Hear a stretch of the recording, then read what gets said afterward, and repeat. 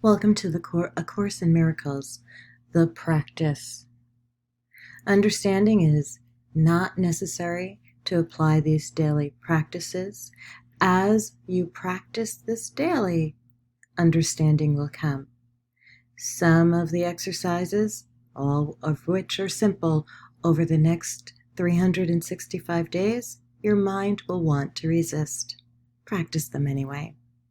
And welcome to A Course in Miracles, the practice.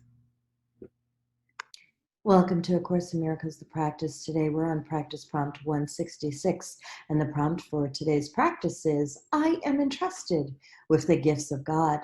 All things are given you. God's trust in you is limitless. He knows his Son. He gives without exception, holding nothing back that can contribute to your happiness. And yet, unless your will is one with his gifts are not received. But what would make you think there is another will than his? Here is the paradox that underlines the making of the world. The world is not the will of God, and so it is not real. Yet those who think it real must still believe there is another will, and one that leads to opposite effects from those he wills. Impossible indeed. But every mind that looks upon the world and judges it as certain, solid, trustworthy, and true believes in two creators, or in one, himself alone, but never in one God. The gifts of God are not acceptable to anyone who holds such strange beliefs. He must believe that to accept God's gifts, however evident they may become, however urgently he may be called to claim them as his own, is to be pressed to treachery against himself. He must deny their presence, contradict their truth, and suffer to preserve the world he made. Here is the only home he thinks he knows. Here is the only safety he believes that he can find. Without the world he made, is he an outcast, homeless and afraid. He does not realize that here he is afraid indeed, and homeless too, an outcast wandering so far from home, so long away. He does not realize he has forgotten where he came from, where he goes, and even who he really is. Yet, in his lonely, senseless wanderings, God's gifts go with him, all unknown to him. He cannot lose them, but he will not look at what is given him. He wanders on, aware of the fertility he sees about him everywhere, perceiving how his little lot but dwindles as he goes ahead to nowhere. Still, he wanders on in his misery and poverty, alone though God is with him, and a treasure his so great that everything the world contains is valueless before its magnitude. He seems a sorry figure, weary, worn, in threadbare clothing, and with feet that bleed a little from the rocky road he walks, but no one has identified with him, for everyone who comes here has pursued the path he follows, and has felt defeat and hopelessness as he is feeling them. Yet, is he really tragic?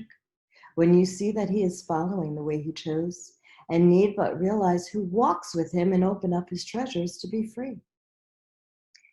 This is your chosen self, the one you have made as a replacement for reality. This is the self you savagely defend against all reason, every evidence, and all the witnesses with proof to show this is not you. You heed them not. You go on your appointed way with eyes cast down, lest you might catch a glimpse of truth and be realized from self and be released from self-deception and set free. You cower fearfully, lest you should feel Christ's touch upon your shoulder and perceive his gentle hand directing you to look upon your gifts. How could you then proclaim your poverty and exile? He would make you laugh at this perception of yourself. Where is self-pity then? And what becomes of all the tragedy you sought to make for him, whom God intended only joy? Your ancient fear has come upon you now, and justice has caught up with you at last. Christ's hand has touched your shoulder and you feel that you are not alone. You even think of the miserable self you thought was you may not be your identity. Perhaps God's word is truer than your own. Perhaps his gifts to you are real. Perhaps he has not wholly been outwitted by your plan to keep his son in deep oblivion and go the way you chose without yourself. God's will does not oppose. It merely is. It is not God you have Is it not God you have imprisoned in your plan to lose yourself? He does not know about a plan so alien to his will. There was a need he did not understand to which he gave an answer. That is all. And you who have this answer given you have need no more of anything but this. Now do we live, for now we cannot die. The wish for death is answered, and the sight that looked upon it now has been replaced by vision, which perceives that you are not what you pretend to be. One walks with you who gently answers all your fears with this one merciful reply: it is not so. He points to all the gifts you have each time the thought of poverty oppresses you, and speaks of his companionship when you perceive yourself as lonely and afraid. Yet, he reminds you still of one thing you had forgotten, for his touch on you has made you like himself. The gifts you have are not for you alone. What he has come to offer you, you now must learn to give. This is the lesson that his giving holds, for he has saved you from the solitude you sought to make in him, which to hide from God. He has reminded you of all the gifts that God has given you.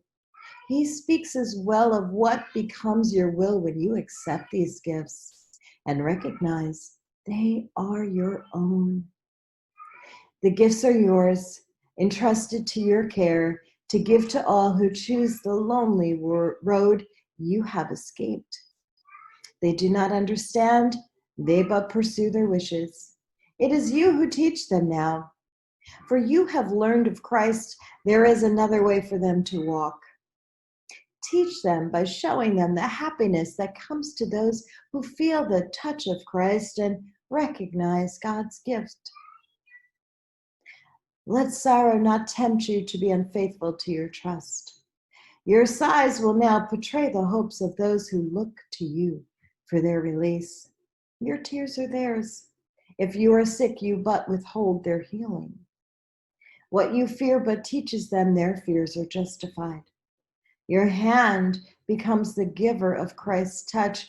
Your change of mind becomes the proof that who accepts God's gifts can never suffer anything. You are entrusted with the world's release from pain. Betray it not. Become the living proof of what Christ's touch can offer everyone. God has entrusted all his gifts to you. Be witness in your happiness to how transformed the mind becomes, which chooses to accept his gifts and feel the touch of Christ. Such is your mission now. For God entrusts the giving of his gifts to all who have received them. He has shared his joy with you, and now you go to share it with the world. I'm Keisha Dixon. This has been A Course in Miracles, the practice prompt 166. I am entrusted with the gifts of God.